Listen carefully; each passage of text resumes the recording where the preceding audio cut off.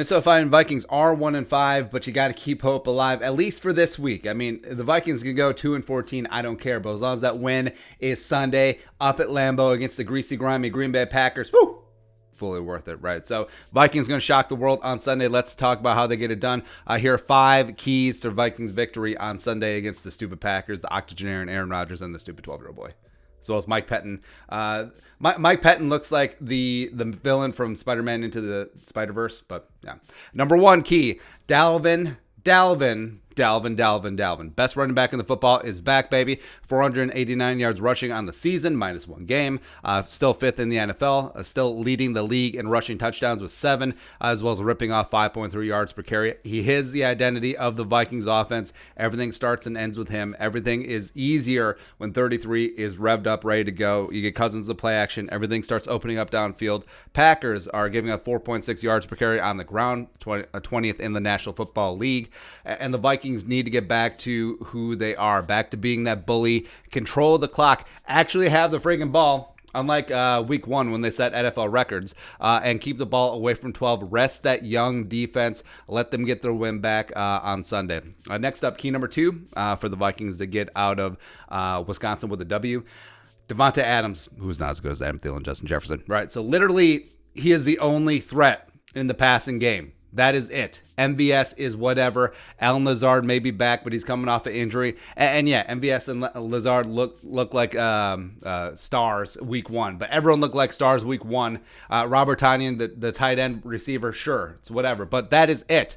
17 is it. It's how the Bucs unpacked the Packers week 6, because they made 17 work for every single target. He had 6 catches for 61 yards or something like that on 10 targets. But Rodgers, 2 picks, 1 pick 6. The other one was nearly a pick 6. Was when 12 was trying to force it to 17. So make them do that again into double, triple, tight coverage, and then all of a sudden, oh, everything else gets easier. It's crazy. Next up, key number 3 for the Vikings to win on Sunday. Sit in coverage on 12. So we talked about this earlier in the week. Week 1, it was Holton Hill, Mike Hughes, and Cameron Dantzler. Just great, making his NFL debut. Dantzler hopefully will be off the COVID list. But the Vikings, with their cornerbacks week 1, they took way too many chances, left them on islands. Harrison Smith was doing this thing all over the place. Anthony Harris was sitting single high. You got to sit 22 and 41 in coverage. I know it kind of sucks. I know that's great to have Harrison up near the line of scrimmage, but Aaron Jones being out of this game could be pretty big because Jamal Williams is not Aaron Jones. A.J. Dillon, the second-round pick, is definitely not Aaron Jones. So the running game will be diminished, and the Packers will have to throw it. 2 deep safeties help out those corners quite a bit. Big plays for Rodgers are usually against cover 1 when he's able just to do all that stuff and then get singled up by an outside receiver. So don't allow that to happen. Yes, I know it feels a little weak. Yes, I know it feels like you're surrendering a little bit, only rushing 4, occasionally 5, but also Ifeadi Odenigbo has got to be able to get home against some of these. And then also break your tendencies on third down. Rodgers is 7-3-1. With 21 touchdowns and a 99.7 quarterback rating in 11 games against Zimmer. Yeah, of course. Of course you want Zimmer to stay the head coach of the Vikings as long as possible, but something needs to change. I think sitting coverage is one of those things. Next up, number 4. Key for the Vikings to win on Sunday, you got to get that post-Yannick heat. Like, you got to put some stank on number 12. So Yannick took his 5 sacks and his talents to Baltimore, but Ifeadi Odenigbo is leading this team in pressures. He needs to bring a lot of heat off that right side. Now, David Bakhtiari, the holding master himself, missed the Texans game. He got dinged up against the Bucs. They're starting Billy Turner at left tackle and Pretty Ricky Wagner on the right side. Let's go. Let's go. Plus, getting DJ Wonnum some more time. Play James Lynch more on the inside.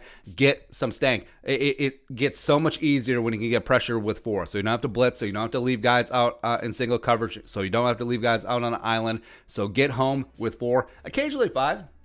Maybe a little bit of Eric Wilson, number 50 in there as well. And get it done. Lastly, key number 5 for the Vikings to win on Sunday. You got to build that Kirk Cousins trade value.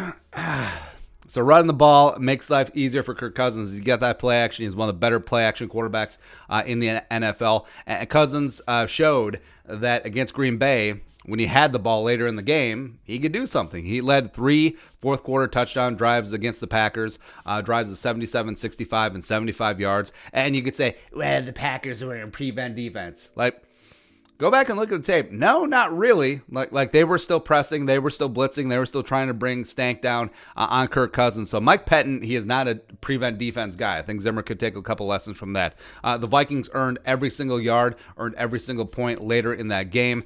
And Jefferson and Thielen, they got to eat. They have to get after it. And Kirk, if he lights it up for 303 touchdowns, maybe Jerry Jones, hey, how about a 5th-round pick for Kirk Cousins? Click. Make it happen, Captain. Final score prediction. Feeling pretty good. But, of course, on Friday, I always feel pretty good. But I think the Vikings come off the bye. They've had 2 full weeks to brood of what the hell happened this season. Giving away games against the Titans and the Seahawks. Absolutely getting embarrassed at home against the stupid Falcons, who were winless at the time. And then the Falcons just give away that game. How do you score a game-losing touchdown against the Lions, huh? How's that happen? But I think the Vikings get back to it. I think Dalvin puts up 150 combined yards from scrimmage and 2 touchdowns, including 1 receiving. I think Rodgers gets frustrated as the Vikings are able to get some heat on their patchwork offensive line, and he serves up a meatball to Jeff Gladney, gets his first career pick. I think the Vikings win. Going away. Let's go. Vikings 37, Packers 32. Woo! 2-5, keeping hope alive. Now, they can end up 2-14, number 1 overall pick. Actually, number 2 overall pick because the Jets don't win a game. Let's go. Sure. Why the hell not? Still, the season is a success. So let's get it on. What are your thoughts? What are your keys? Vikings beating the Packers on Sunday. Let us know in the comment section below. Subscribe for daily Vikings takes. Want to support that work? Pull some of the Venmo. But until next time, Skol, production value.